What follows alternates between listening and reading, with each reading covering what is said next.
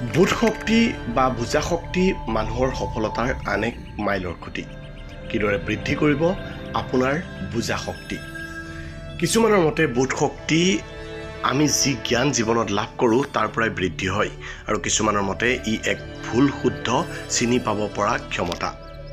যদিও বিভিন্নজনে বিভিন্ন মত দিয়ে, আমি মানুহক লগ পোৱাৰ লগে লগেই তেওঁৰ বোধ সম্পৰ্কে কিছু হ'লেও জানিব পাৰোঁ।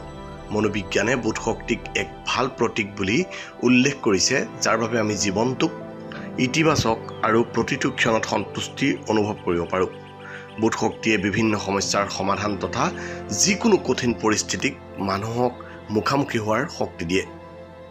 বোধ শক্তি বৃদ্ধি কৰাৰ উপায় নম্বৰ 1, চাৰিওকাষৰ পৰিৱেশ তথা যিকোনো পৰিস্থিতিত একান্ত মনোযোগ আৰু জীৱনৰ প্ৰতিটো শিক্ষাক গ্ৰহণ কৰা।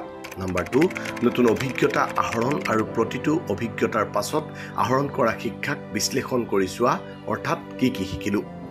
যিকোনো জ্ঞানৰ গভীৰতাক বুজিবলৈ চেষ্টা কৰা।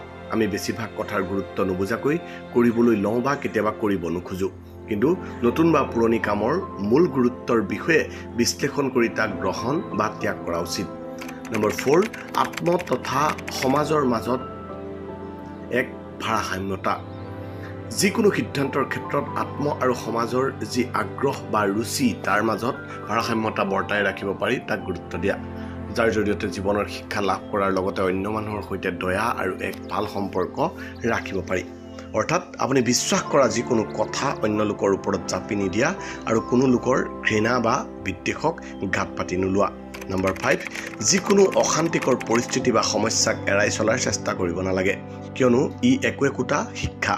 এনে সময়ত খন্তেক ধৈৰ্য ধৰি কেনেধৰণৰ প্ৰতিক্ৰিয়া প্ৰকাশ কৰা উচিত চিন্তা কৰি প্ৰতিক্ৰিয়া প্ৰকাশ কৰা উচিত।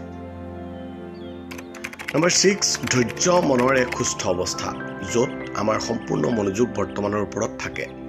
যিহেতু যিকোনো পৰিস্থিতি নিজেই জোৰ কৰি সলনি কৰিব নোৱাৰি, আৰু যেতিয়া আমি যিকোনো বস্তু বা কাম খৰখেদাকৈ কৰিবলৈ বা বিচাৰিবলৈ লওঁ, তেতিয়া আমাৰ কাষত যিবোৰ আছে বা হৈ আছে সেইবোৰক মন কৰিবলৈ পাহৰি যাওঁ, যাৰ অৰ্থ আমি বুজিব নোৱাৰোঁ। সেয়ে বোধ শক্তি বৃদ্ধিৰ বাবে ধৈৰ্যৰ প্ৰয়োজন।